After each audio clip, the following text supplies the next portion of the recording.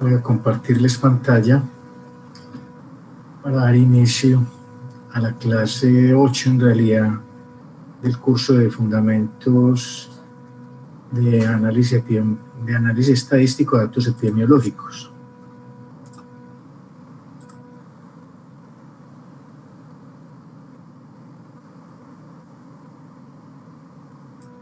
Allá en la pantalla, ¿no?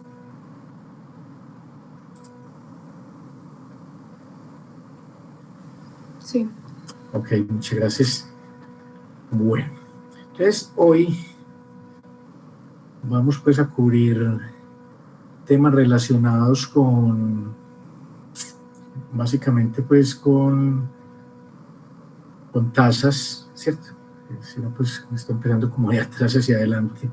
Y, hemos dicho, la primera parte de la clase va a ser como una especie de taller donde yo voy a ilustrar con algunos ejemplos algunas de las medidas que nosotros hemos visto hasta ahora, o sea, lo que se refiere a riesgo atribuible, a riesgo relativo, razón de odds, y allí notarán que las fórmulas que aparecen en esta clase parecen ser diferentes a las que hemos visto, ¿sí? Pero es por la notación que se usa en el texto de donde las tomé, sino que quise conservar pues la notación del libro para no enredarme, ¿sí?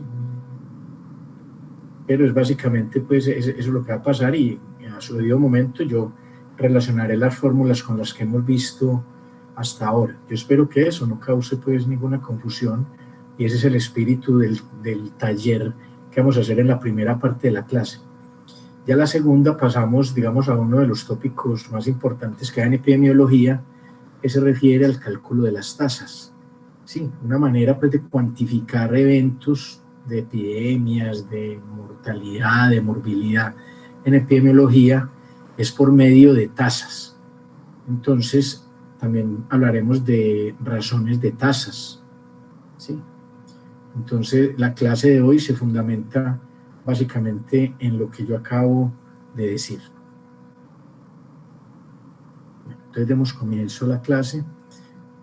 Bueno, también hay otro detalle. En el Classroom ustedes notaron que monté como 3 clases, una que se llamaba clase 7, una que se llamaba clase 7A, una que se llamaba clase 8.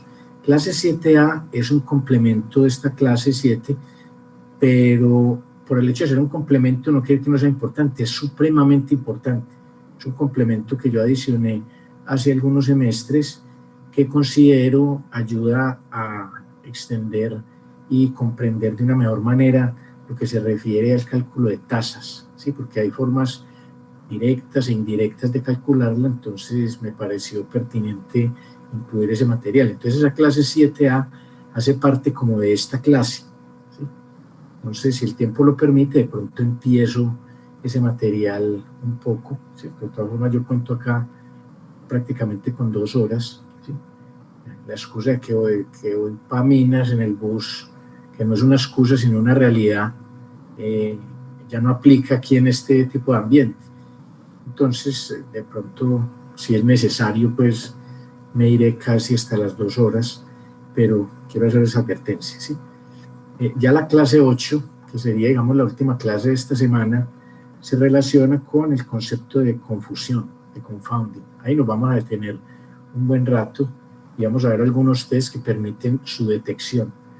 El concepto de confounding es muy importante en epidemiología y en estadística en general. Tiene pues su contraparte en estadística llamada multicolinealidad, que siempre es un aspecto a tener en cuenta a la hora de analizar datos, ¿sí? Entonces ahí pues a grosso modo explico de qué se va a tratar la clase de hoy, ¿sí? Bueno, entonces empecemos acá. Entonces en este texto hablan de medidas de atribución o impacto, o sea, riesgo atribuible. Y impacto puede ser el riesgo atribuible. Sin embargo, aquí vamos a ver otra manera de medir el riesgo, que es el riesgo diferencial, y vemos algunas críticas al respecto en relación al riesgo atribuible y al riesgo diferencial. Entonces, en epidemiología es muy importante cuantificar la fracción del riesgo de una enfermedad que es atribuible a una determinada exposición. Si usted revisa la clase anterior, la parte final de la clase anterior se refirió a calcular la fracción etiológica, que es fracción del riesgo de una enfermedad que es atribuible a una determinada exposición, ¿sí? Y quedó pendiente, pues, o más bien de ejercicio para ustedes, ver la demostración vía teorema de Bayes de ese riesgo etiológico. Sin embargo, allí expusimos una manera práctica a partir de una tabla 2×2 de cómo se puede deducir. Entonces, la deducción de la fórmula, que vuelvo a traerla acá porque, como les anticipé, vamos a hacer algunos ejercicios. La clase tiene bastantes ejercicios. O sea, digamos, la fórmula ya está legalizada, ya está justificada desde dos ópticas. Entonces, si uno calcula la proporción de riesgo atribuible, que fue lo mismo que vimos en la clase anterior, que en esta notica a pie de página dice, es el porcentaje de casos de la enfermedad que es atribuible en parte a la exposición en los expuestos a un determinado factor de riesgo. Entonces, otra medida que se usa alternativa a la proporción de riesgo atribuible es el llamado riesgo diferencial. El riesgo diferencial se refiere como el porcentaje de incidencia 1 menos el porcentaje de incidencia 2. ¿Sí? Entonces, este sería como el grupo de referencia, el porcentaje de incidencia del grupo de referencia o en el grupo expuesto, y el porcentaje de incidencia en el grupo no expuesto. Entonces, ese riesgo diferencial mide cuál es el porcentaje de incidencia de la enfermedad en un grupo con respecto a otro, pero ya no lo está haciendo con respecto a una razón, sino a una diferencia. ¿Listo? Entonces, cuando la incidencia se mide como número de casos nuevos o tasa de casos, este riesgo diferencial se puede calcular como incidencia 1 menos incidencia 2. Entonces, vamos a mirar un ejemplo. Se quiere responder esta pregunta con estos datos. Y mire que es un número de datos bastante importante. Estos son estudios o datos que provienen de estudios que se realizan de manera periódica, y este fue uno en particular que se realizó en la Facultad Nacional de Salud Pública Héctor Abad Gómez, que es de la Universidad de Antioquia. Entonces, si usted observa estas frecuencias acá, pues estamos hablando como de más de 31.000 sujetos bajo estudio, ¿sí? Entonces, la pregunta que se quiere responder acá, que resalta, pues, digamos, la importancia de estas metodologías en la extracción de conocimiento en datos de tipo epidemiológico, porque esto es un estudio puramente epidemiológico, dice, el tabaquismo materno es un factor de riesgo para el bajo peso al nacer, definiendo bajo peso al nacer del niño o la niña como inferior a 2.500 gramos. Sí, el bajo peso en un niño es una cuestión de vida o muerte. Un niño, digamos, que esté abajo de los 2.500 gramos, muy seguramente lo deben enviar a una incubadora porque todavía no hay una maduración del pulmón. Entonces, él le cuesta respirar por sí solo, entonces necesita ayudas de tipo mecánico, ¿sí? Entonces, lo que se quiere ver es que si la madre fumó o no fumó, influyó de alguna manera en ese bajo peso del niño o la niña al nacer. Mire que acá, en este tipo de enfoque, esa pregunta se va a responder de una manera muy global. Acá uno pudiera argumentar que una variable de interés es si en la familia de la madre de pronto ha habido antecedentes de niños con bajo peso al nacer, o si hay alguna condición genética o alguna predisposición o alguna otra exposición distinta al tabaquismo que pudiera causar la enfermedad. Entonces, uno acá tiene que reconocer que este tipo de herramientas son más o menos globales, que siempre son susceptibles de mejorarse o de hacer miradas, digamos, mucho más calibradas en presencia de otras variables. Pero como primeras aproximaciones son supremamente útiles. Incluso en tesis en salud pública, el objetivo de la tesis es calcular ese número que usted ve allí, ¿sí? Esos porcentajes de incidencia. Y de todas formas, Así, digamos, esa imagen que se obtiene de esos datos puede ser susceptible de mejorarse si uno pudiera ver más covariables, no deja de ser valiosa. Y en algunos casos, pues, digamos lo que yo acabo de decir, registrar la historia familiar de 31,000 personas, eso debe ser un trabajo monumental. Entonces, posiblemente no existan a veces los recursos para hacerlo. Y muy seguramente estos datos se recopilan de manera retrospectiva, mirando historias de personas, aunque también se puede hacer haciendo seguimiento a cohortes, pero sería un trabajo pues muy arduo y de mucho tiempo, ¿sí? Entonces, la forma en que se diseñó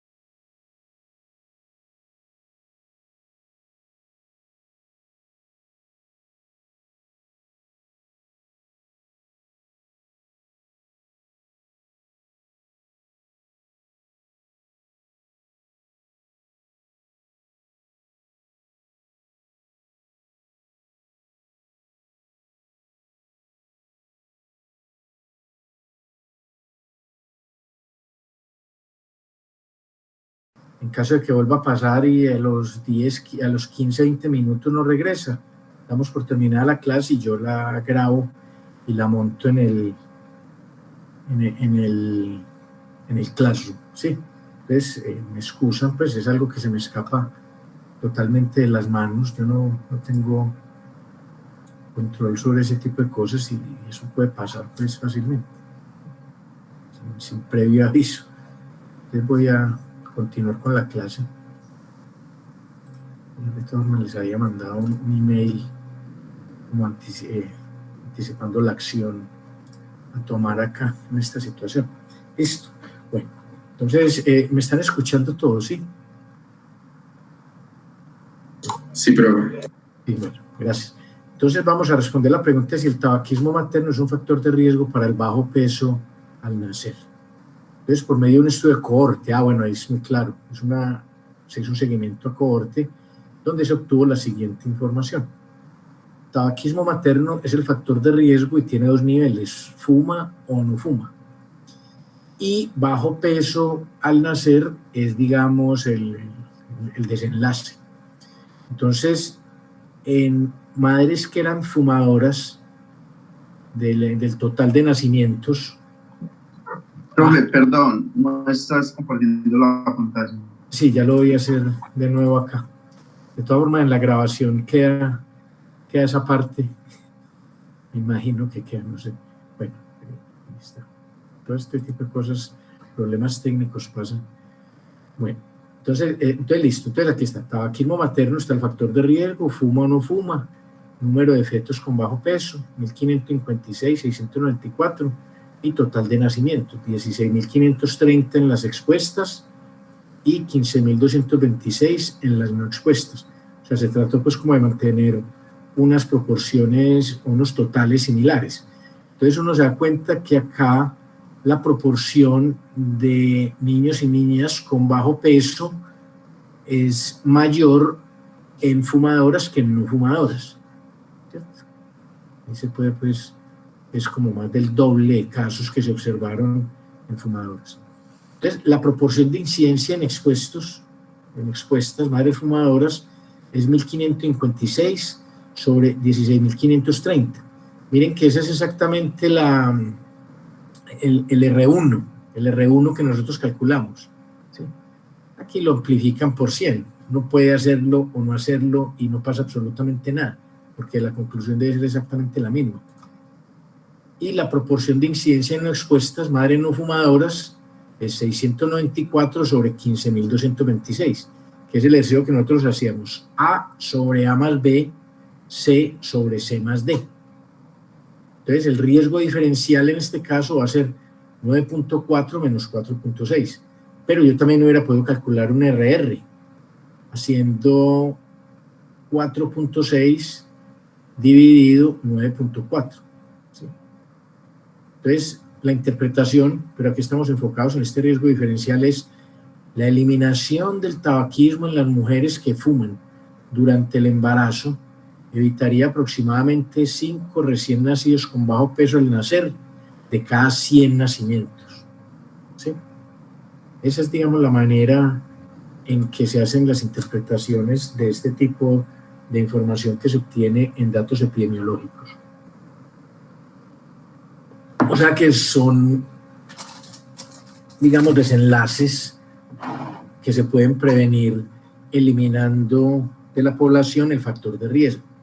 Pero en la realidad a veces dice otra cosa. Digamos, hay madres que son conscientes del daño que le pueden causar al niño, a la niña durante el embarazo el hecho de fumar y dejan de fumar. Cambian totalmente sus hábitos, pero uno también aquí pudiera pensar que madres que fuman también pueden ser tomadoras de alcohol, pudiera allí haber otros factores que influyen en esa aparente relación que hay allí. Entonces, Bergson y Feinstein en el 58 y en el 73 respectivamente, en estos dos artículos, este se llama Smoking and Lung Cancer, Some Observation on Two Recent Reports. O sea, fumar y cáncer de pulmón. Este fue más o menos por el lado que Dolly Hill publicaron su famoso estudio de causalidad entre fumar y cáncer de pulmón, que yo lo coloqué en el Classroom. La idea es que ustedes lo lean, no que lo vean ahí y digan, muy bueno que esté ahí, no. La idea en estos ambientes virtuales es que ustedes reconozcan que hay que hacer un esfuerzo adicional de leer todos esos materiales que se publican. ¿Sí? Algunos sí son informativos netamente. Por ejemplo, cuando les digo, interesante este link que vi por acá en este sitio, me parece pues pertinente compartirlo con ustedes.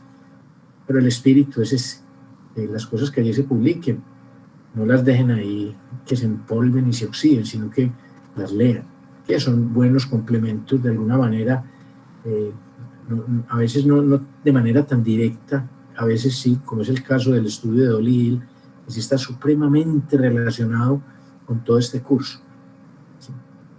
Entonces, este está publicado en el Journal of American Statistical Association, a fumar y pulmón de cáncer, algunas observaciones en 2 reportes recientes, y el otro sí tiene un título más extraño, que se llama Clinical Biostatistic 20, o sea, bioestadística clínica del siglo XX. Entonces, mire el título, dice The Epidemiologic TROHOC, The Ablative Risk Ratio and Retrospective Research. Está publicado en Clinical Pharmacological, no sé qué quiere decir esto. Yo la mejor, por lo menos desde mi punto de vista, traducción que encontré de ablative es como para llevar, take away, es como si el risk ratio, o sea, la razón de riesgo, fuera una medida como muy portátil, muy práctica, ¿sí? Pero mire que acá se refiere a esta palabra TROHOC, ¿cierto? Que es cohort al revés, ¿sí? Es cohorte al revés. Cuando ustedes hablan de cohorte, le están hablando de un seguimiento con una temporalidad hacia adelante. Pero cuando le hablan de un estudio retrospectivo, le están hablando de una cohorte hacia atrás. Entonces la palabra tiene como cierto grado de broma, porque es como decir la cohorte, pero hacia atrás. Entonces a algunos epidemiólogos les aterra esa palabra, sobre todo aquellos que se relacionan con investigación retrospectiva, que es muy común, porque es que un estudio de cohorte implica un seguimiento y un esfuerzo logístico muy importante, para el cual se requiere de mucho recurso humano y mucho recurso económico. Entonces, gran parte de la investigación que uno ve es investigación retrospectiva. Incluso hoy en día volvió a coger pues mucha fuerza algo que se llama metaanálisis, que consiste en tratar de obtener información de artículos ya publicados, para tratar de responder preguntas de interés relacionadas con todos esos artículos. Se llaman metaanálisis. Entonces eso tiene ciertos problemas, pero también hay ciertos ajustes que se atribuyen, digamos, en gran parte a una de las estadísticas más importantes que ha existido en el siglo XX y que todavía pues aunque ya está jubilada, que es NANLAIRT. NANLAIRT es una estadística de la Universidad de Harvard. Yo tuve pues la fortuna de asistir cuando fui embajador educativo en la Unión Americana de Estadística a un curso que ella dictó de datos longitudinales, y si usted revisa el nombre de NAN-LAIRT, usted se va a dar cuenta que ese nombre está asociado a muchos de los trabajos más originales y más importantes en modelamiento de los últimos 30, 40 años más o menos, ¿sí? Entonces ella también hizo aportes muy importantes en lo que tiene que ver con metaanálisis, sobre todo para formular herramientas de calibración, porque es que estos estudios de metaanálisis tienen una alta dosis de heterogeneidad. Entonces se debe manejar con unas medidas que ella y otra investigadora, no sé si esta investigadora es estadística, Simonians y LAIRT son dos figuras muy prominentes en lo que tiene que ver con metaanálisis. La escuela española en Cataluña tienen, digamos, un software que se llama Cochrane, que permite hacer revisiones de literatura en el área, que son muy importantes. Usted va, digamos, a la Facultad de Medicina y hoy en día gran parte de las personas allí están haciendo metaanálisis.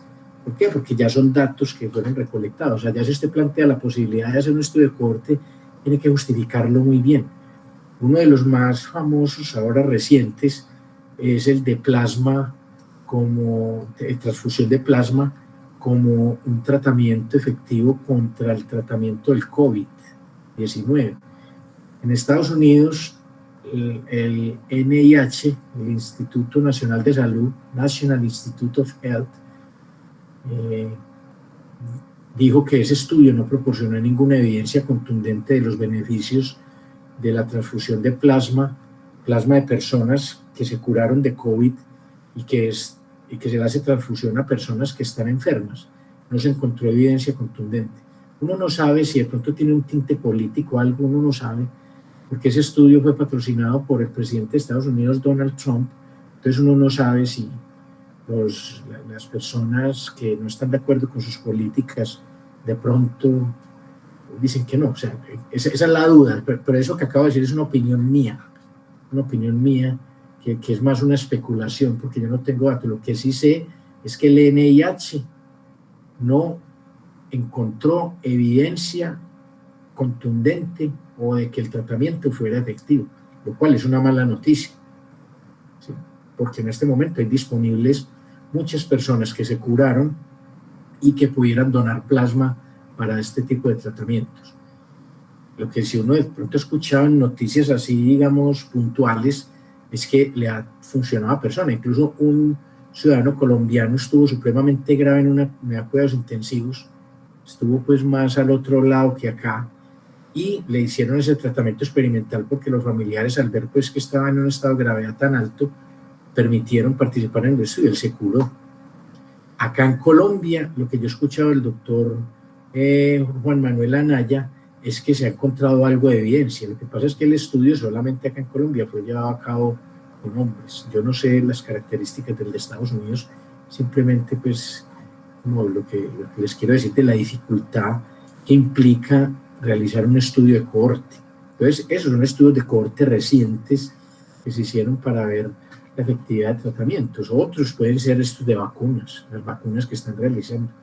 Entonces, ustedes ya se imaginarán el esfuerzo logístico, el esfuerzo económico que tienen que hacer todas estas compañías para llevar a cabo un estudio de cohorte, mientras que un estudio retrospectivo ya casi que usted tiene los datos allí, pero no que sean fáciles para nada. Un ejemplo que yo les coloqué de un médico que estaba haciendo su maestría en salud pública. Entonces él quería, digamos, como ver la caracterización o la presencia, la incidencia y prevalencia de enfermedad de riñón en Antioquia.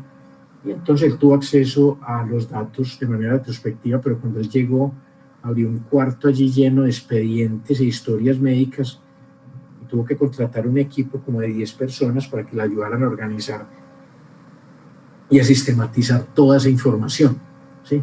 Entonces, el hecho de que sea retrospectivo y que tenga la información tampoco implica ni se asocia para nada con que sea fácil. Todo lo que tenga que ver con experimentación, con recolección de datos, generalmente es un ejercicio que es difícil. Bueno, entonces, les dice, the epidemiologic TROHOG, the ablative risk ratio, and retrospective research.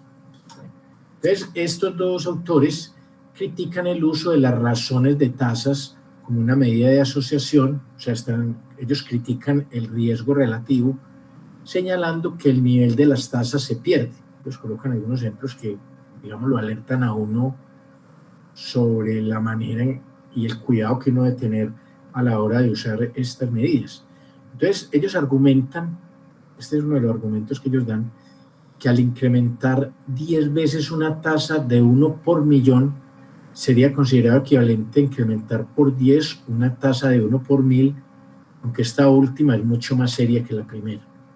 O sea, es como decir que matemáticamente la manera en que se formula el riesgo relativo es propenso a este tipo, digamos, de confusión de acuerdo a la manera en que lo amplifique. Si lo amplificas por 1 millón o por 1000, puede obtener valores similares, pero mire que la segunda es más, digamos, más serio, una tasa de 1 por 1000, ¿cierto?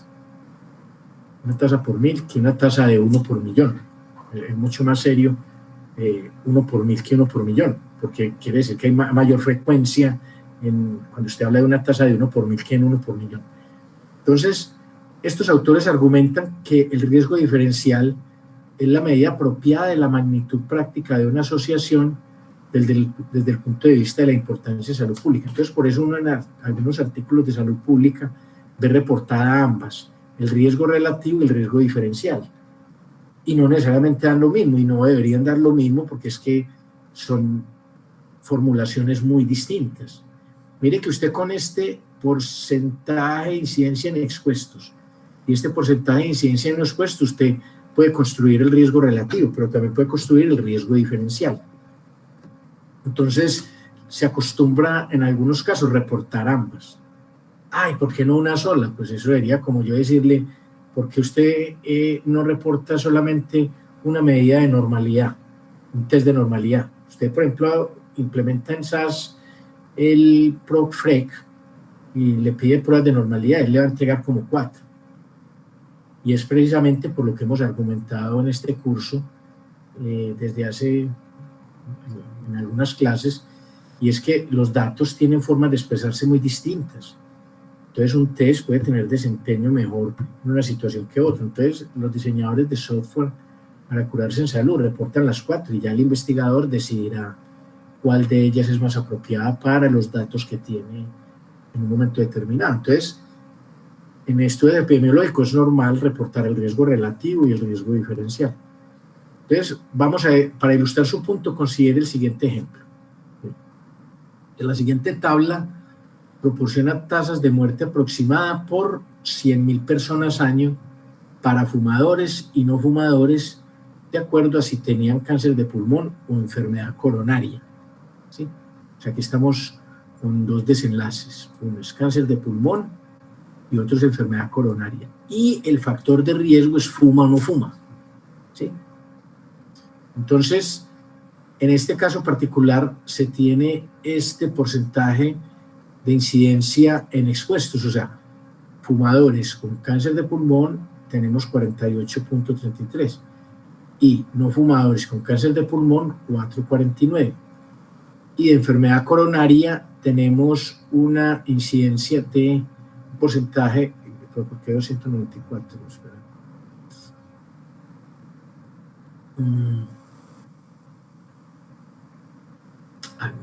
Ahí sí me van a disculpar, aquí me va a tocar ir al artículo, pero no lo voy a hacer en este momento.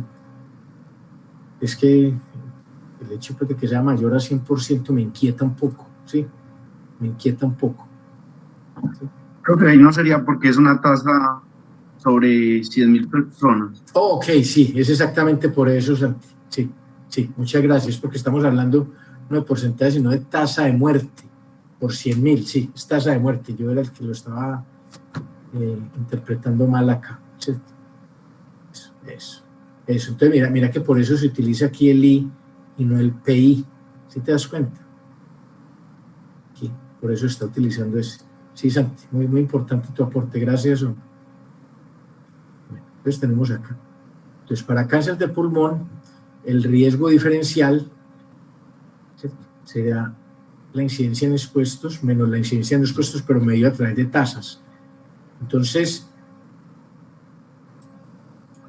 observe que es 48.33 menos 4.49, es 43.84.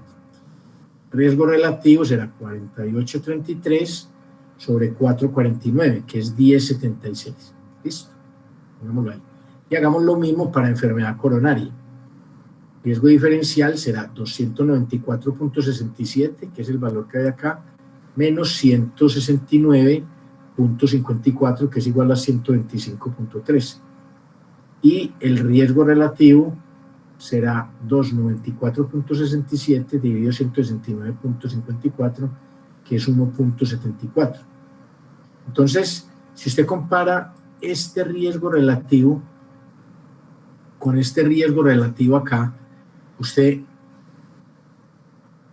concluye que el riesgo relativo de fumar es mayor para cáncer de pulmón que para enfermedad coronaria. Mucho mayor, sí, porque mire que estamos hablando de 1.74 contra 10.76. Entonces aquí estaríamos diciendo, la tasa en expuestos es 10.76 veces la tasa en no expuestos. O sea, si yo llego y paso para acá, ¿cierto? Entonces, ¿qué quiere decir? Que por cada uno que se enferma en los no expuestos de cáncer de pulmón, se enferman 10 de los que fuman. Sí, o sea, están en una razón de 1 a 10. Y acá estamos diciendo que I de expuestos es 1.74 I de no expuestos, que es casi 2. Estamos diciendo que de los que fuman, 2, por cada uno que se enferma en los no expuestos, se enferman 2 en los expuestos. Pues casi 2, pues 1.74. Entonces mire que estamos hablando de una razón de 1 a 10 y acá hay una razón de 1 a 2. Entonces uno dirá que el fumar tiene más impacto en cáncer de pulmón que en enfermedad coronaria. Pero acá estas tasas están diciendo como algo diferente. Sí, sí se da cuenta. Sí se da cuenta, estas tasas están diciendo algo diferente y son tasas por 100.000. Entonces, la interpretación sería: el tabaquismo tiene una asociación o efecto más intensa con el cáncer de pulmón que con la enfermedad coronaria, al ser el riesgo relativo mayor en cáncer de pulmón que en enfermedad coronaria. Pero desde el punto de vista de la salud de la población, el impacto de la enfermedad coronaria es más notable al ser el riesgo diferencial mayor. Entonces se da cuenta, mire que si yo lo mido a través de riesgo relativo, le estoy dando un rol más importante a la exposición sobre la enfermedad de cáncer de pulmón que en enfermedad coronaria. Pero esa interpretación no parece ir como muy de acuerdo a estos datos que se observaron acá. Pero si lo mido con un riesgo diferencial, sí, digamos, se le da mayor rol a la enfermedad coronaria, ¿cierto? Entonces, ese es el argumento que utiliza Bergson y Feinstein para recomendar el uso, pues, sino que aquí en esta situación, si uno reporta ambos, llegaría, digamos, como a esa aparente contradicción entre ambas formas de medir el riesgo, ¿sí? Pero digamos, en este caso particular, uno se inclinaría más por el riesgo diferencial porque está reflejando más la realidad de los datos. ¿Sí? Pero mire que esto es una situación de datos reales. Y las dos medidas están apuntando como de manera diferente, a pesar de que ambas, digamos, son enfermedades que se asocian al fumar. Lo que se quiere es ver cuál, digamos, a cuál enfermedad se asocia en más casos, digámoslo así. ¿Sí? O sea, es más peligroso fumar ¿para qué? Para cáncer de pulmón o enfermedad coronaria. Esa sería como la pregunta ahí que llevaría, digamos, a recopilar datos en este formato. Entonces, Bergson consideró que la conclusión a partir de los riesgos relativos no era del todo correcta, ya que él argumentó que el riesgo relativo no tiene en cuenta toda la información del número de muertes debido a alguna de las dos causas, cáncer de pulmón o enfermedad coronaria, y recomienda el uso del riesgo diferencial, pues puesto que fumar se asocia con un exceso en la mortalidad de aproximadamente 125 por 100.000 personas al año a causa de enfermedad coronaria, con un exceso de mortalidad de aproximadamente 44 por 100.000 personas al año a causa del cáncer de pulmón, Bergson concluye que la asociación es más fuerte en enfermedad coronaria en cáncer de pulmón. Entonces, eso se conoce como el sesgo de Bergson. Sobre eso hay material en epidemiología. Yo ahora en la tarde o de aquí a mañana busco un articulito que tengo así muy condensado, muy didáctico, que habla de ese sesgo. ¿Sí? Bueno, entonces veamos, volvamos pues al tema de riesgo atribuible. ¿Sí? Pues el porcentaje de riesgo atribuible se define como porcentaje de incidencia 1 menos porcentaje de incidencia 2%, o si quiere así. Mire que son dos maneras de expresar lo mismo. Este fue el que nosotros exploramos y usamos la clase anterior. Riesgo relativo menos 1 sobre riesgo relativo por 100. Es el porcentaje de riesgo atribuible. Entonces veamos cómo se calcula. El tabaquismo materno es un factor de riesgo para el bajo peso al nacer. O sea, los mismos datos que vimos hace unos slides. Pues por medio de un estudio de cohorte se obtuvo la siguiente información. Tabaquismo materno, fuma, no fuma, número de fetos con bajo peso al nacer, 1.556, 694 para madres no fumadoras, y aquí están los totales de nacimiento, 16.530 en fumadoras y 15.226 en no fumadoras. Entonces calcule la proporción de riesgo atribuible. De acuerdo a la definición, el PRA, que mire que nosotros tenemos estas cantidades acá, nosotros tenemos estos porcentajes de incidencia acá y acá, ¿sí? Los tenemos acá, entonces los usamos acá, 9.4 menos 4.6, y 9.4 da 51.1. De ejercicio les dejo que lo verifiquen con esta misma fórmula, que me da lo mismo, ¿sí? O sea, aquí lo estoy ilustrando con esto. Y ejercicio les dejo que ustedes lo hagan con esto. Entonces, interpretación.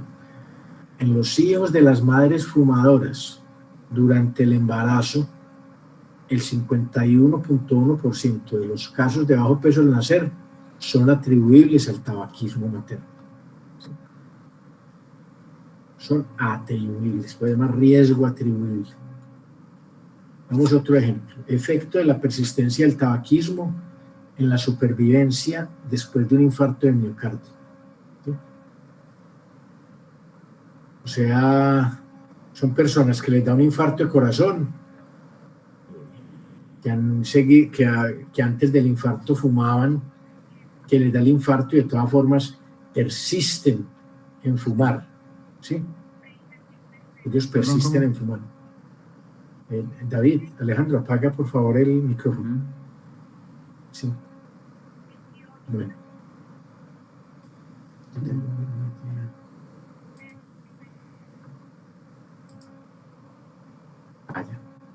Como estamos entretenidos, escuchando. Bueno. Efecto de la persistencia del tabaquismo en la supervivencia después de un infarto de miocardio. Sí, o sea, es lo que acabo de decir. Estas personas les da infarto de miocardio, que es un infarto agudo, que es una causa de muerte muy importante en Colombia. ¿Sí? y estas personas les da esa enfermedad y siguen así.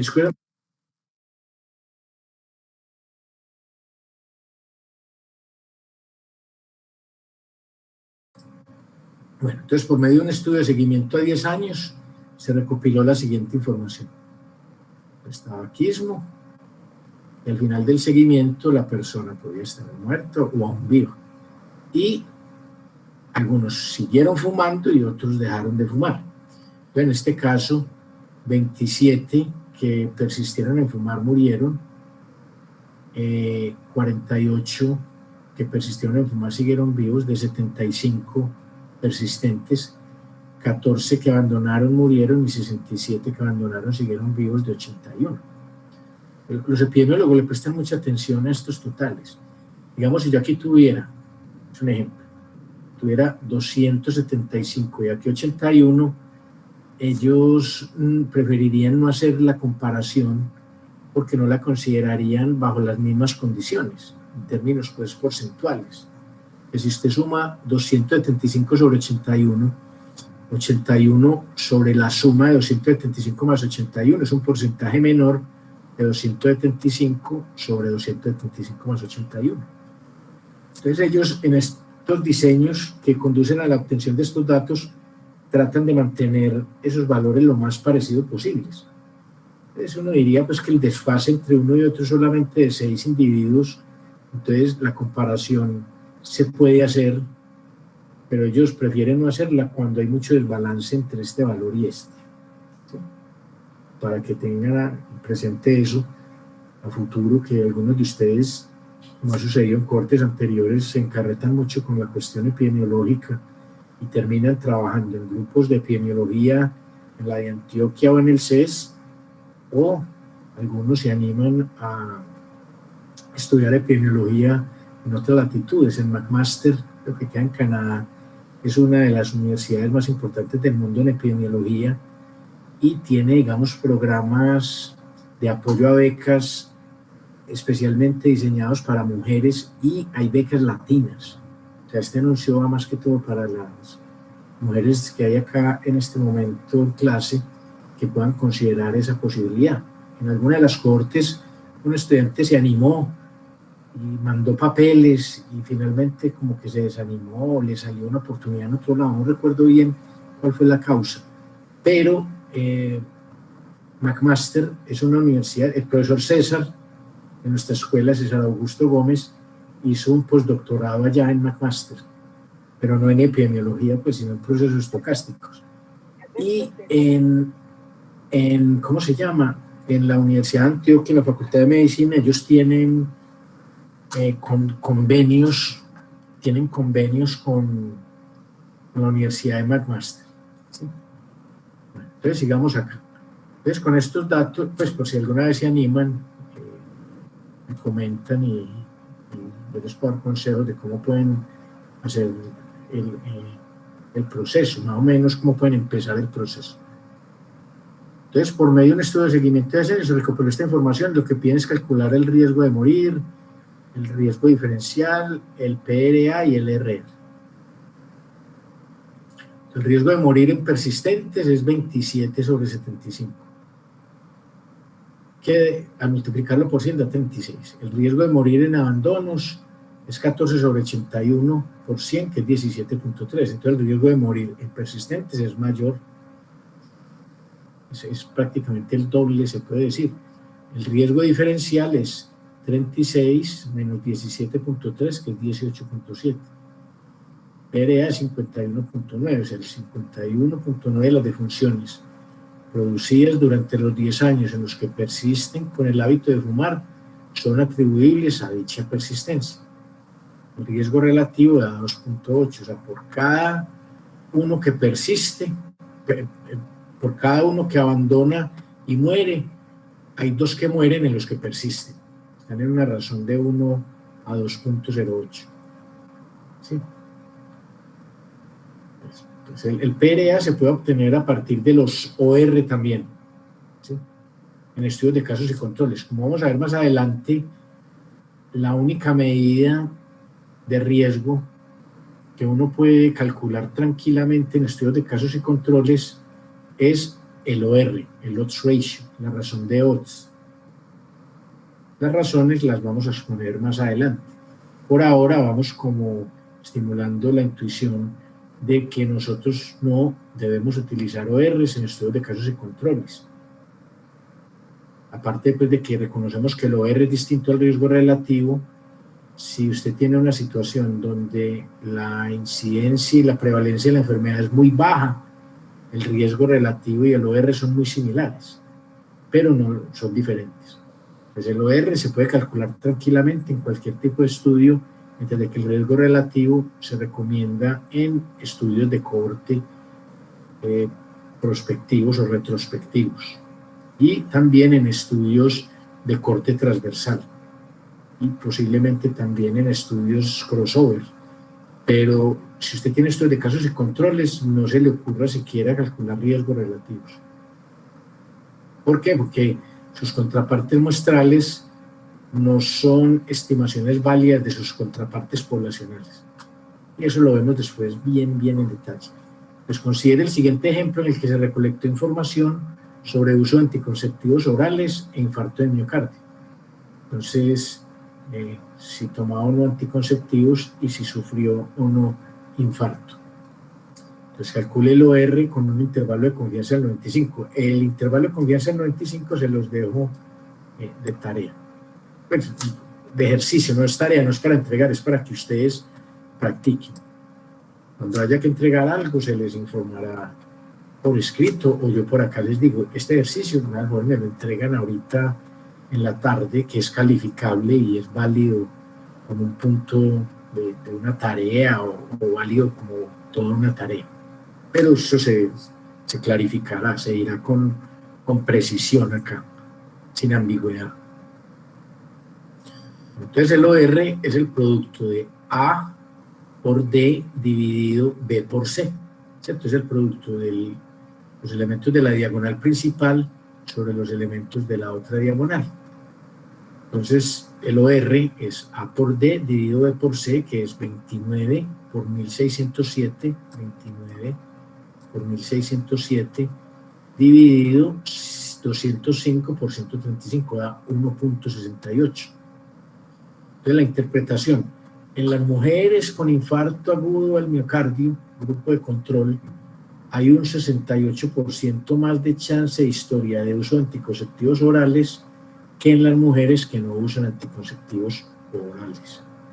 El intervalo de confianza, yo los dejo para que ustedes lo hagan y complementen pues esta parte. El porcentaje de riesgo atribuible será el OR menos 1 sobre OR. Mire esta formulita. OR menos 1 dividido R es, digamos, una contraparte de esta, pero reemplazando riesgo relativo por el OR. ¿Sí? Ahora, esto, digamos, es un abuso de la fórmula, porque ya vimos en la clase anterior, por lo menos yo les dejé para que leyeran esa demostración, que uno llega a esta fórmula utilizando pues el teorema de Bayes. O sea, es una fórmula muy precisa que lleva allí, pero teniendo en cuenta la definición de riesgo relativo. Mientras de que acá tocaría mirar si ese mismo argumento lleva lo mismo. Acá me da la impresión que es utilizar la fórmula y responder a la pregunta, ¿qué pasa si yo en vez de RR coloco R? Como en epidemiología ambas medidas se tratan como si fueran las mismas, entonces se ve muy natural hacerlo de esa manera. ¿Sí? En este caso, el porcentaje de riesgo atribuible es 40-48, y en las mujeres que usaban anticonceptivos orales, el 40.48% de los infartos eran atribuibles al uso de estos anticonceptivos. Bueno, entonces, veamos medidas de riesgo absoluto de carácter poblacional. Acá, este material, como yo les dije, lo tomé de un libro que se sigue en Salud Pública. Vamos a ver algunas de las cosas que vimos, pero con una notación un poco diferente, pero son exactamente las mismas. Estas medidas de riesgo absoluto de carácter poblacional, estas corresponden a la estimación de riesgo absoluto considerando la población general a partir de la cual se obtuvieron las correspondientes tasas de incidencia. Una de las más conocidas es el porcentaje de riesgo atribuible poblacional. Esta medida es equivalente a la de la fracción etiológica, pero utilizando como referente la tasa de la población general y expresa el exceso de riesgo para la población considerando la exposición al factor. Entonces responde a la pregunta: ¿cuál es el nivel de riesgo para toda la población derivado de la exposición al factor? ¿Sí? ¿Cuál es el nivel de riesgo para toda la población derivado de la exposición al factor? Pues para su cálculo se requiere conocer la prevalencia de la enfermedad en la población. Se define como PRAP, que es P por porcentaje de incidencia en expuestos menos porcentaje de incidencia en expuestos sobre porcentaje de incidencia en expuestos más P, que es la prevalencia de la enfermedad en la población, por porcentaje de incidencia en expuestos menos porcentaje de incidencia en expuestos. Entonces ahí voy a abrir la clase 6 para convencerlos de que es la misma que utilizamos en la clase anterior y que dedujimos utilizando el teorema de Bayes. Entonces esta sería la clase 6. Creo que es por acá al final.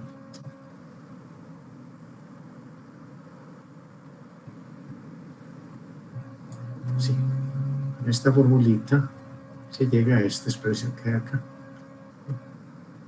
que es exactamente la que tenemos acá.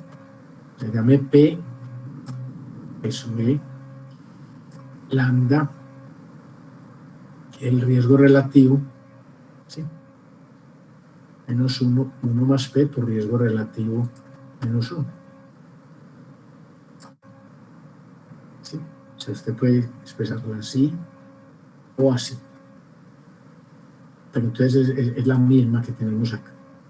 Es exactamente la misma y aquí se muestra cómo se puede llegar de esta a esta formulación. Listo. Entonces, en términos del OR, es cambiar el riesgo relativo por el OR. Ahí es donde, digamos, la imprecisión no es clara, porque este riesgo relativo acá se obtiene a través de cocientes de este y este. ¿Cierto que sí? A través de cocientes de este y este. Entonces, ahí lo que no es claro, que pues yo no me atrevo, pero se me ocurre que podría tratar de deducirla considerando un cociente distinto, pero es que aquí, digamos, para obtener este 1, quiere decir que tú multiplicaste y dividiste por esta cantidad acá. Pues cuando tú haces el cociente entre esta y esta, obtienes exactamente el riesgo relativo, pero no obtienes el OR. Entonces, por eso sería más apropiado acá colocar, en vez de igual, una aproximación. Pero si se dan cuenta de la cuestión, o sea, de acá y con la manera en que se formula el riesgo relativo, que es A sobre A más B, dividido B sobre, A sobre A más B, dividido C sobre C más D, conduce directamente al riesgo relativo. Pero el OR es muy distinto. El OR sería A sobre B dividido C sobre D. ¿Se da cuenta? Entonces, esta formulación es más, me parece a mí, una forma de decir qué pasa si yo en vez del riesgo relativo lo reemplazo por el OR, que puede funcionar bien si estas TSUI son pequeñas. ¿Sí? Entonces, interpretación. Si en la población en que se ha realizado el estudio se eliminase el factor de riesgo, el número de casos se reduciría de acuerdo a PRAP. O sea, mide el impacto preventivo al suprimir la exposición al factor de riesgo. Este slide 18 de la clase 7 les va a servir para interpretar. Recuerde que yo en las tareas voy a ser muy estricto en lo que tiene que ver con la interpretación. Entonces, ustedes, como están en grupo, se deben reunir virtualmente y discutir cómo pueden adaptar estas formas que yo estoy recomendando para interpretar al problema específico que ustedes tengan. Pero yo espero en todas las tareas ver interpretaciones.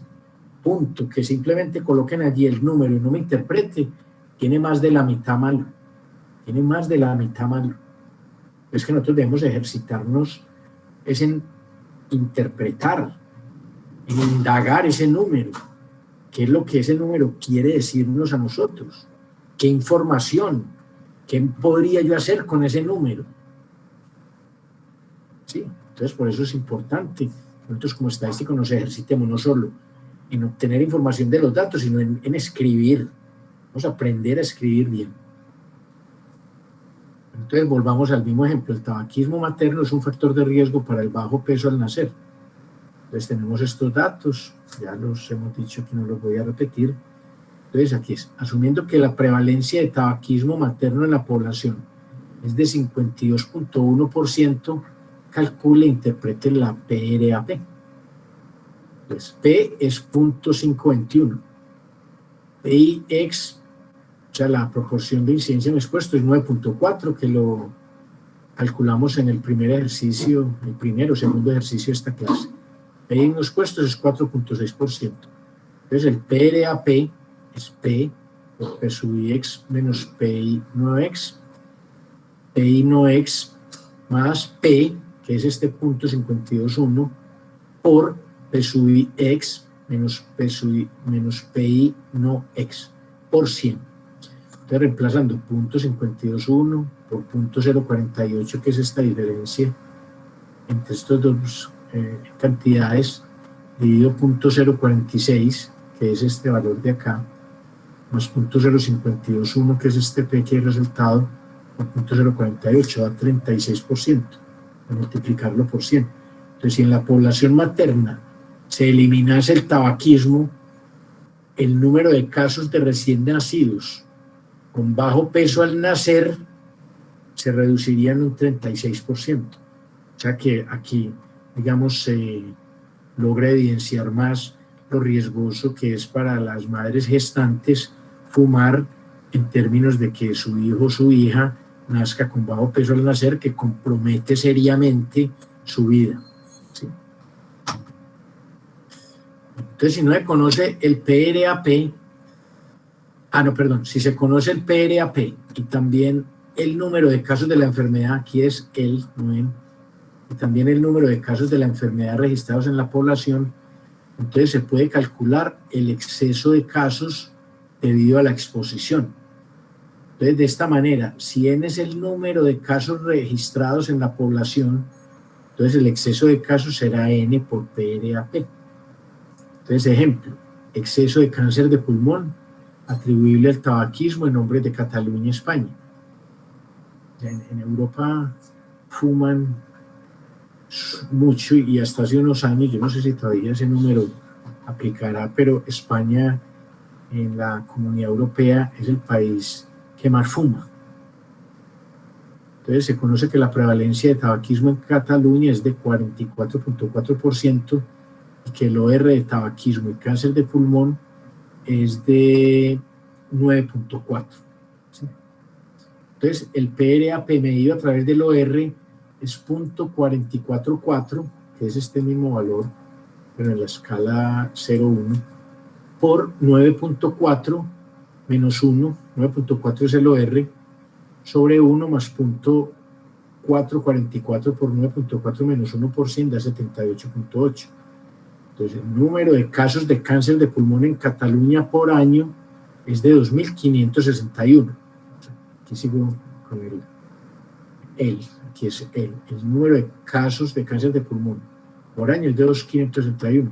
Entonces, el exceso de casos va a ser 2.561 por 0.788.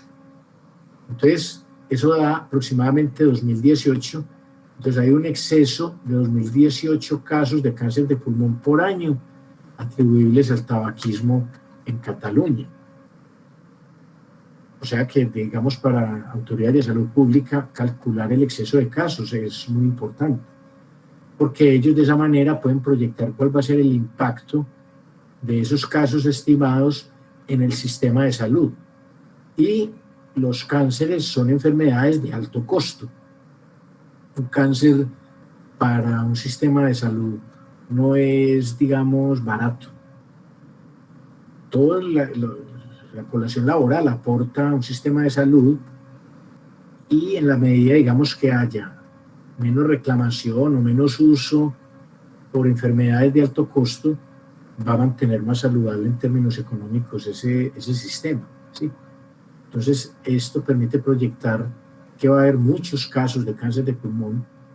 Entonces, de pronto, emprender campañas preventivas para disminuir el fumar en la población. Entonces, ahora entremos ya a la parte de tasa y tasa relativa. Entonces, una tasa es una medida de cambio en una respuesta Y por unidad en otra cantidad, llámela X, de la cual Y es dependiente, es decir, delta de Y sobre delta de X es un cambio promedio de Y por unidad de X en un intervalo pequeño, X por X más delta de X. Pero esa es la formulación matemática. Esa es la formulación matemática que, digamos, alcanzar sus requerimientos en la práctica puede tener ciertas dificultades. Entonces, de acuerdo a esta formulación matemática, una tasa puede ser creciente o decreciente, pero siempre tiene que ser positiva. Esos cambios son positivos. Entonces, la verdadera tasa por unidad de cambio en un instante X es el límite cuando delta X tiende a 0, delta Y sobre delta X, que es el diferencial de Y con respecto a X, y se llama tasa instantánea absoluta. ¿Sí? O sea, ¿cuál es el riesgo instantáneo? Eso como se interpreta. Es como si la analogía que yo uso, cuando uno va en el carro y usted mira, o en la moto, y mira el speedómetro, el velocímetro, usted lo mira, pero usted no puede estar mirando todo el rato cómo cambia, porque se choca. Usted mira, por allá abajo hay una cámara de fotomultas, voy a disminuir un poco, o voy a verificar a qué velocidad voy, que de pronto no vaya a 65 y sin querer me pongan la fotomulta, ¿cierto? Entonces, esa lectura que usted hace le va a decir el potencial instantáneo de la distancia que usted va a recorrer si conserva esa velocidad durante la siguiente hora. ¿Sí? Entonces, a eso se refiere como tasa instantánea absoluta. Entonces, la curva de velocidad de alfa de X describe la forma y la dirección de los cambios en Y en función de X. Ejemplo, en tablas de vida, tópico que vamos a ver más adelante, el componente básico es la función de supervivencia o de sobrevida. Acá en Colombia, en Bogotá, la llaman sobrevida, acá en Antioquia la llamamos supervivencia.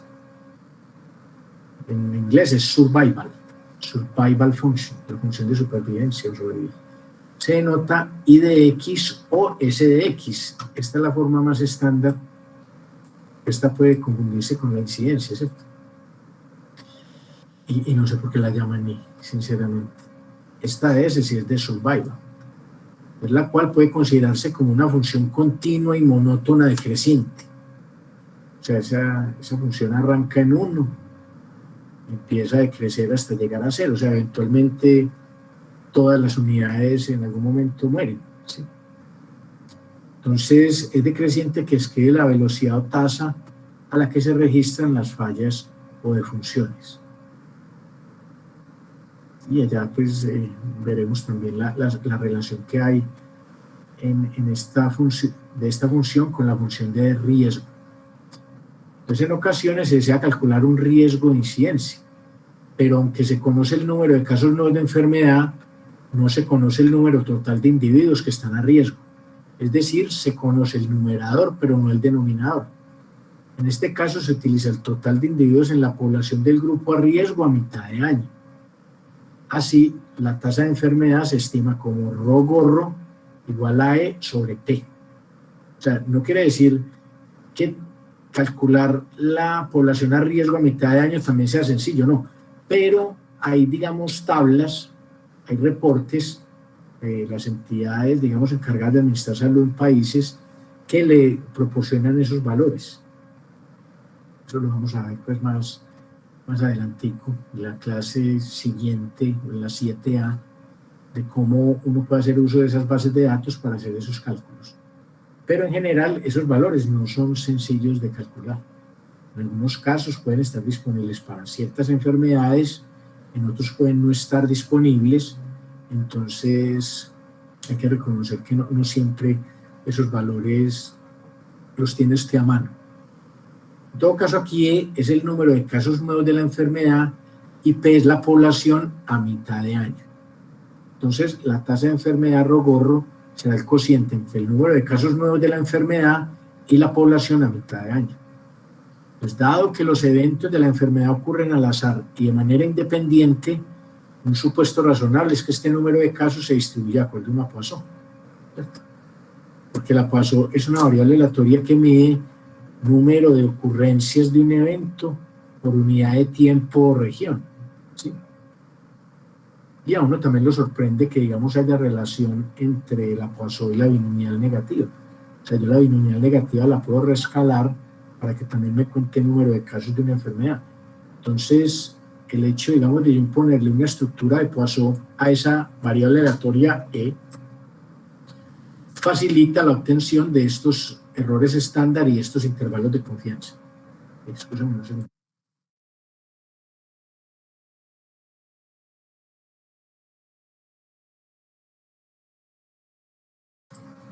Entonces es más un supuesto que permite hacer manejo matemático fácil. Si yo asumiera que es una binomial negativa, también seguramente encontraría unos intervalos alternativos a esos que hay ahí en pantalla. Pero seguramente al tratarse de la binomial negativa, podrá implicar algunos retos un poco mayores que con la Poisson.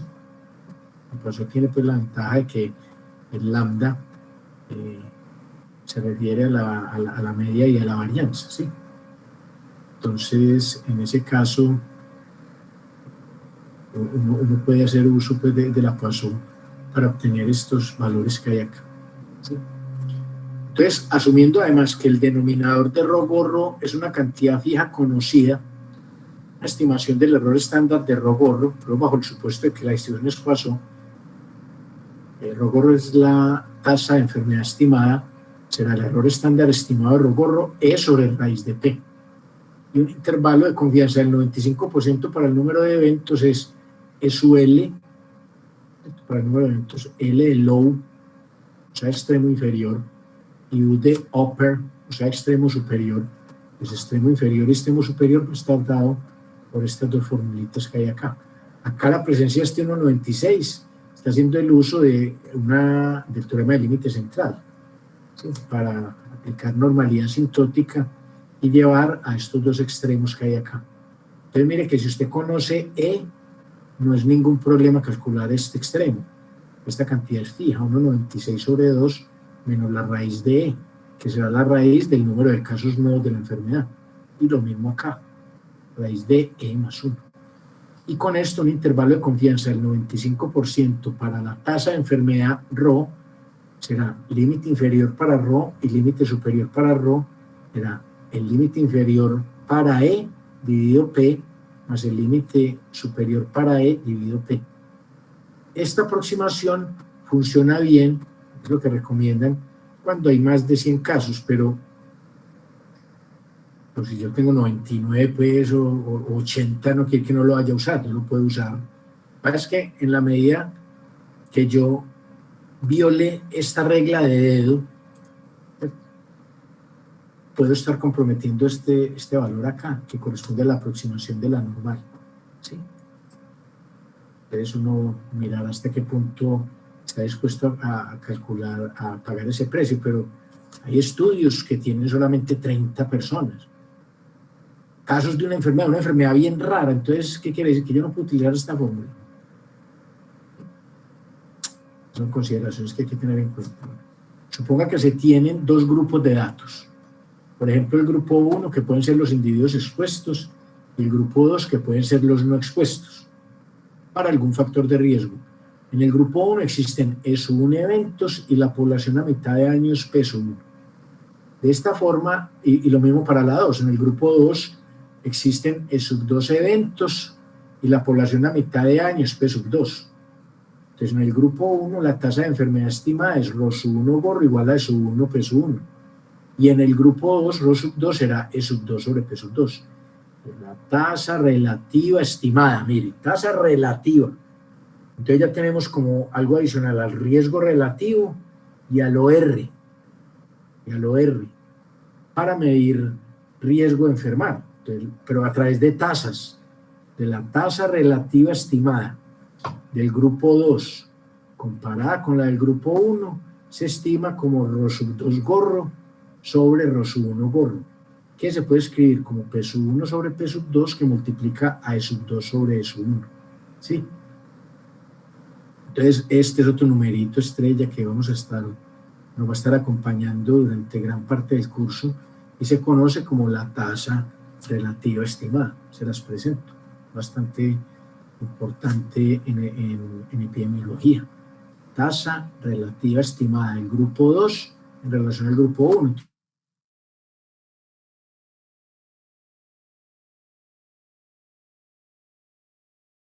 La probabilidad pi de que cuando un evento ocurre, ocurre en el grupo 2. O sea, este supuesto nos va a permitir formular un intervalo de confianza para la tasa relativa estimada.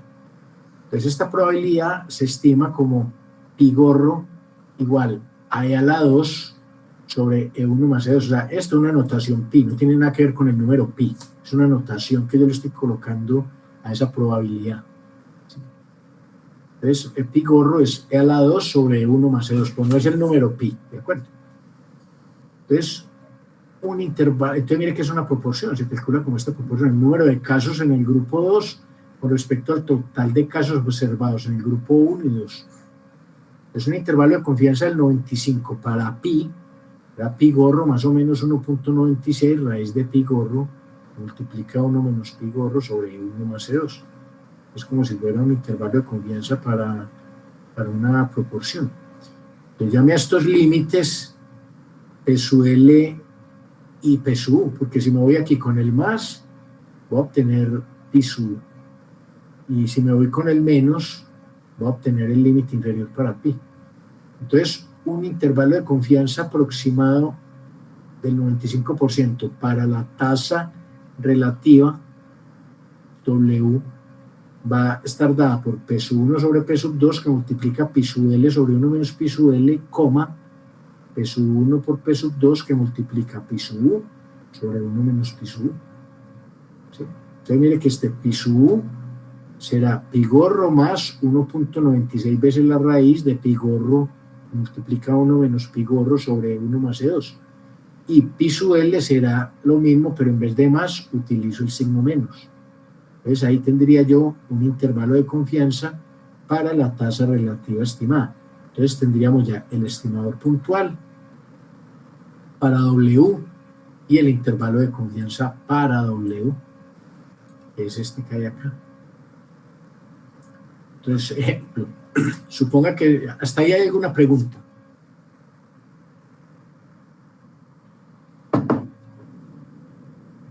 Me parece que está claro entonces. Algo así. Entonces, suponga que se desea comparar las tasas de enfermedad coronaria entre hombres y mujeres entre los 40 y 59 años de edad en una cierta población. Tasas de coronary heart disease, enfermedad coronaria de corazón. Para esto se dispone de los siguientes datos. Entonces tenemos mujeres y hombres. Muerte a causas de CHD, en mujeres se observaron 306 y en hombres 1080. Y la población a mitad de año, tomada de algún reporte similar como el DANE, digamos, o el Ministerio de Salud, para mujeres es de 634.103, para hombres 612.955. O sea, para hacer estos cálculos se requieren estos valores. La pregunta es, si uno no los tiene, ¿cómo los puede calcular? No es una pregunta fácil de responder porque de pronto usted está analizando una enfermedad acá sobre la cual todavía no hay recopilado nada. Entonces ahí eso limitaría el uso de este tipo de medidas al usted no tener la información completa. Entonces calcule la tasa de enfermedad para mujeres y hombres, intervalo de confianza para el número de muertes, la tasa relativa estimada y su intervalo de confianza y la proporción de muertes por CHD. Entonces, solución. La tasa de muerte por CHD para hombres es su H, gorro, es 1080 sobre 612.955. ¿Cierto? 1080 sobre 612.955. Da 1.76 por mil. Un intervalo de confianza para el número de muertes por CHD para hombres será SUL, es 1.96 sobre 2 menos raíz de 1080 al cuadrado, da 1016.548, y el extremo superior será 1.96 medios más la raíz de 1080 más 1 al cuadrado, que da 1146.402. Entonces, de esta manera, un intervalo de confianza del 95% para la tasa de muerte por CHD en hombres se obtiene al dividir estas cantidades por 612.955, que es la población a mitad de año para hombres.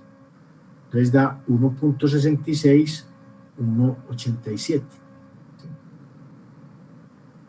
Mire que este valor acá se encuentra acá en este intervalo. Entonces, la tasa de muerte por CHD para mujeres es un procedimiento similar. 306 dividido la población a mitad de año para mujeres es 0.48 por mil. Un intervalo de confianza para el número de muertes por CHD para mujeres está pues siguiendo la misma fórmula para hombres, pero mire que el E, en este caso sería el E sub 2, es de 306, o el E sub 1, es 272.67, al hacer pues este cálculo al cuadrado, y el extremo superior será similar, pero sumándole un 1 acá a este valor, tomando la raíz y elevando toda esta cantidad al cuadrado, da 342.30. Pues de esta manera, un intervalo de confianza del 95 para la tasa de muerte por CHD en mujeres se obtiene al dividir estas cantidades por 634.103, que es la población a mitad de año para mujeres. Voy a ver una cosa acá, se me olvida, a ver si logro llamar a lista, acá con este aplicativo, ahí está contando, ahí contó, entonces voy a generar, ahí figura, los que están o sea, ya me da lista. Bueno, sigamos acá. Entonces hasta ahí va clara la cuestión, ¿no? Mira que es simplemente un poco laborioso de hacer y hay que hacerlo con cuidado, pero es muy fácil de hacer en la medida que usted tenga los datos. De acá, en este ejercicio lo más difícil sería obtener estos valores. Pues también contar las muertes a causa de CHD 306, le toca a usted ir a revisar un poco de historias médicas y ver dónde se ha reportado enfermedad coronaria, que puede incluir una cantidad de cosas. Mire que si yo hice el ejercicio, no, solamente estoy interesado en infartos agudos de miocardio, ahí ya la tarea es distinta y puede ser más laboriosa. Acá son enfermedades completas, por ejemplo, angina, infarto agudo de miocardio, alguna arritmia, no sé, cualquiera pues de todas esas enfermedades que pueden afectar el corazón. Bueno, entonces tenemos intervalo de confianza para la tasa de muerte por esta enfermedad para hombres y para mujeres. La tasa relativa estimada por muerte a causa de CHD para mujeres en comparación, para hombres en comparación a mujeres, viene dada por esta cantidad acá. Estoy comparando hombres con respecto a mujeres, da 365. Entonces, mire cómo se interpreta. Los hombres entre los 40 y 59 años de edad tienen un riesgo 3.65 veces mayor de morir. Aquí más bien un riesgo 3.65 veces mayor de morir a causa de SHD que las mujeres. Es que esta posibilidad se confunde con probabilidad y esto no tiene como sentido en términos de probabilidad. Pero mire que si usted observa acá, este Rho tiene un numerador y un denominador, que serían Rho sub 1 gorro sobre Rho sub 2 gorro. Entonces el Rho sub 1 gorro es 3.65 veces el Rho sub 2 gorro. Entonces uno diría que están en una razón de 1 a 4. Mire que yo lo puedo seguir utilizando así. Entonces, por cada mujer que muere por enfermedad cardiovascular, mueren casi 4 hombres. ¿Sí? Están casi en una razón de 1 a 4, ¿cierto? Asumiendo pues que 3.65 está cercano a 4. Entonces están casi en una razón de 1 a 4. Y esa forma que les acabo ahí de especificar es muy buena para comunicar hallazgos en relación a tasas relativas o a este tipo pues o a riesgos relativos o a razones de odds, porque se comprende muy fácil. Entonces uno dice, o sea que esta es, digamos, una enfermedad que tiene más preferencia por hombres que por mujeres. A pesar de que hay mujeres que mueren por CHD, por cada una de ellas están muriendo 4 hombres. Entonces, la proporción estimada de muertes a causa de CHD, que son hombres, es pi gorro igual a E1 sobre E1 más E2, siendo E1 el número de casos en hombres y 306 el número de casos en mujeres, o viceversa. Como no recuerdo bien la tabla, eso depende de quién llame usted E1 y quién llame E2. O sea, el que sea, esta es la forma de calcular el pi gorro, siguiendo esta formulita que hay acá. ¿Sí? Pues con ese pi gorro estimado, da 0.779, yo calculo un intervalo de confianza, un extremo inferior para el intervalo de confianza pi sub L y un extremo superior para el intervalo de confianza pi sub U, siguiendo esta formulita, que es exactamente esta formulita que hay acá. Entonces, si uno sigue esa formulita, llega a estos dos extremos. Entonces, la proporción estimada de muertes a causa de CHD, que son mujeres, es este pi gorro. Entonces ya estoy hablando de mujeres y acá estaba hablando de hombres. Entonces da 0.221, entonces su intervalo de confianza estaba por 0.20, 0.24. Entonces de esta manera un intervalo de confianza del 95% para la tasa relativa de muerte a causa de CHD que compara hombres con mujeres va a estar dado por estos dos extremos que hay acá. Haciendo los reemplazos, entonces aquí tengo estos valores de 0.76 y 0.8 acá, con estos que aparecen acá, les da 3.23, 4.17. Y análogamente a como se hizo con teta, una estimación del riesgo atribuible por medio de los datos sobre la tasa de enfermedad sería este de acá. ¿Sí? Tendríamos este. Yo no sé si en la clase siguiente sigue el ejemplo, pero aquí lo podría calcular, porque yo ya tendría ese omega. Yo tendría ese omega acá. Entonces yo con él podría calcular como el riesgo atribuible, pero en vez de OR o de riesgo relativo, mire que están como utilizando la misma estructura de la fórmula. Que si uno lo ve bien, esto debe ser una aproximación. Porque la fórmula es precisa en la medida que usted coloque aquí RR. Pero, ¿qué pasa si yo lo reemplazo acá? O si obtiene un número que tiene una buena interpretabilidad en términos de riesgo atribuible. ¿Listo? Entonces deben tener unos 5 minuticos más para explicar en qué consiste el otro material. ¿Sí?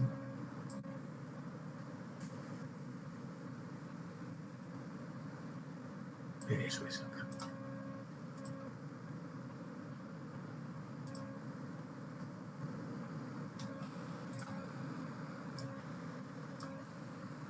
Listo. Entonces, acá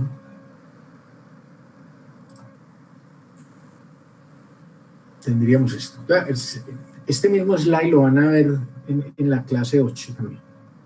Es como es más una intuición, que no es, a pesar de que hay una definición allí, todavía falta mucho por aprender qué es confounding, qué es confusión. Pero acá me parece que está más o menos claro si yo lo voy a mirar intuitivamente. Es decir, definición de variable de confusión. Es una variable C, se llama confundente o de confusión, cuando de manera total o parcial explica el efecto observado o asociación de un cierto factor de riesgo F sobre una enfermedad D. ¿Sí? Es como el ejemplo clásico de si usted encuentra una asociación entre tomar café y tener cáncer de pulmón. Entonces resulta que hay otra variable que es fumar, que se asocia con tomar café, pero también se asocia con cáncer de pulmón. Y ella puede ser la que realmente explica más la relación con cáncer de pulmón que el tomar café. ¿Estamos de acuerdo ahí? Sería un ejemplo de otros tipos, de un tipo específico de confounding. Entonces, el efecto que aquí se refiere es a una aparente relación o a una aparente falta de relación. Entonces, en el caso de la aparente relación, la variable de confusión es la causante de la relación. En el caso de la aparente falta de relación, la variable de confusión está enmascarando la relación entre F y D. Entonces, cuando se encuentra, sobre eso vamos a ir, no me preocupen si de pronto no comprenden todo lo que hay allí, aunque yo les recomiendo que lo lean y traten de imaginarse situaciones que reflejen lo que hay allí. Entonces, cuando se encuentra o se reporta una asociación que parece sospechosa, es aconsejable buscar si hay alguna variable confundente o de confusión. Entonces, ¿por qué yo empiezo con este material? Porque lo que viene acá tiene que ver con estandarización de tasas de eventos. Entonces, la tasa W que nosotros acabamos de ver se puede obtener de manera directa o indirecta. Entonces, eso tiene que ver pues con este concepto de estandarización. Entonces, en epidemiología la estandarización es un método, miren, es un método para ajustar los valores de tasas o riesgos de eventos controlando por el efecto de la variable de confusión.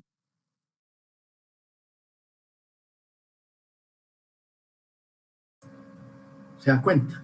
O sea, yo puedo obtener una tasa como esta que hay acá y llegar a la conclusión de que los hombres entre 40 y 59 años tienen una posibilidad 3,65 veces mayor de morir a causa de SHD que las mujeres.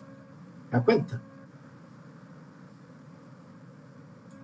Pero yo puedo sospechar acá que hay una variable confundente que es sedentarismo. Entonces, ¿qué tanto afecta esa relación el sedentarismo? Entonces yo puedo calcular un nuevo W omega calibrándolo por sedentarismo, porque puede ser un potencial confusor. Entonces, si yo hago, entonces miren esto que voy a decir, yo estoy hablando aquí a nivel puramente intuitivo. Si yo tuviera forma de calcular ese omega gorro que hay ahí, en presencia de sedentarismo, que va a tener dos niveles, es sedentario o no, y la tasa estuviera muy cercana a ese 3,65, digamos que me diera 3,72, entonces yo diría, parece que sedentarismo no tiene un efecto confusor importante porque no me está alterando mucho el W gorro. Pero si por el contrario me la cambiara de 3,65, por ejemplo a 2 o a 5, cambiara mucho, entonces uno dice, aquí hay un efecto confusor. O sea, la variable sedentarismo está, digamos, viciando o desvirtuando esa asociación que yo estoy observando ahí con esa tasa. ¿Se da cuenta? Entonces, si yo calculo una tasa controlando por un confusor y el valor no me da muy distinto al que obtuve con los datos crudos global, entonces no hay un efecto confusor importante. Pero si por el contrario me cambia mucho este valor, este W, entonces hay un efecto importante. Entonces, si hay un efecto importante, reporte la tasa calibrada por confusor. Pero mire que si usted, cuando calibra por el confusor o tiene en cuenta el confusor, ese 365 no cambia sustancialmente, vemos que cambia a 375, a 350 y algo, no hay un efecto confusor importante de la otra variable. Usted puede reportar esa asociación. Cuando hay un efecto importante, usted puede llegar a decir que sí hay asociación, pero sedentarismo tiene un efecto importante y la baja a 1. Entonces usted está diciendo cosas diferentes. Entonces dice, cuando tengo en cuenta el confusor, la tasa es 1. Entonces quiere decir que no hay diferencia en la mortalidad entre hombres y mujeres. Esto es hipotético, fue lo que estoy diciendo. Pero cuando no tengo en cuenta el confusor, me la lleva a 365. Me está cambiando sustancialmente la medida de riesgo. Entonces, ¿cuál debo reportar? La calibrada o ajustada por el confusor. Eso que acabo de decir yo, si usted lo logra comprender bien, avanzó por ahí un 50% de este curso. De todas formas, yo lo digo así intuitivo, pero a medida que nos vamos adentrando, vamos viéndolo más en detalle y voy a insistir más y más sobre esa idea y les voy dando ejemplos de lo importante que es esa idea. Entonces, la estandarización es un método para ajustar tasas controlando el efecto de la variable de confusión. Pero aquí dice tasas o riesgos. O sea que yo puedo utilizar esta estandarización no solo con omegas, sino también con RRs y ORs. O sea, me abre esa posibilidad. Entonces, ese ya será tema de la siguiente clase. La siguiente clase empezaría acá en el slide 4 de la clase 7A, que les voy a enseñar cómo se calcula, ¿sí? Y pues vamos a ver con detalle, y no que me gusta más cogerlos fresquito en la mañana, porque siempre tienen las formulitas un poco densas, y hago algunos comentarios importantes, sobre todo con este concepto de población estándar, ¿sí? Entonces voy a dejar de presentar, vuelvo a estar con ustedes. Como es costumbre, pregunto si hay alguna pregunta adicional. Voy a... Sí. Digamos, a la hora de la práctica, ¿cuál es la diferencia entre la tasa relativa y el riesgo relativo? Porque según lo que veo se calculan igual, la interpretación también es muy similar. Son distintas. La tasa relativa se calcula con tasas que tienen en el denominador una población a mitad de año. Mientras de que la tasa, el riesgo relativo, se calcula es con número de expuestos y número de no expuestos, que no necesariamente, digamos, coinciden con la población a riesgo a mitad de año. ¿Sí? Miren que como formulación son similares, porque está calculando una tasa de un grupo con respecto a otro, pero la forma de calcular rho gorro es muy distinto a la forma de calcular rho sub 1 gorro, es muy distinto a la forma en que calculamos R sub 1 minúscula, y rho sub 2 gorro es muy distinto a la forma en que calculamos R sub 2 minúscula. Entonces, en filosofía, digamos que le apuntan a algo similar, a comparar dos grupos, pero en esencia son muy distintas en su cálculo. ¿Sí? Entonces, aquí en plata blanca tenemos un OR, o sea, que son, digamos, los protagonistas de la película en este momento. Tenemos un riesgo relativo y tenemos una tasa relativa. O sea, tenemos tres formas distintas de medir si un factor es de riesgo o no. Sí, pero todas le apuntan como a lo mismo, a tratar de identificar exposiciones que puedan alterar de manera positiva o negativa la salud de una población. ¿Sí queda clara la respuesta? Sí, profe, gracias. Con mucho gusto.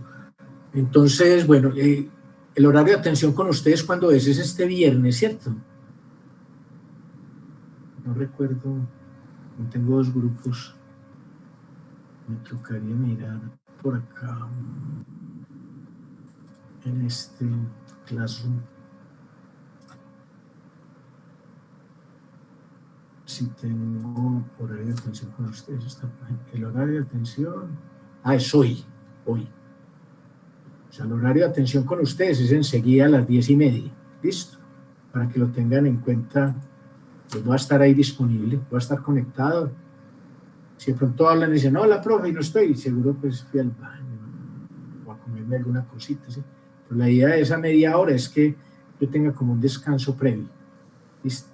Entonces, no sé si tengan alguna pregunta o algo de la clase adicional. Si no, daríamos por terminada la clase y nos veríamos por acá el próximo viernes. ¿Listo? Bueno, jóvenes, se cuidan mucho. Seguimos en contacto. Espero ver a algunos de ustedes ahora en caso de que tengan pues alguna pregunta. Y que pasen un feliz día a todos.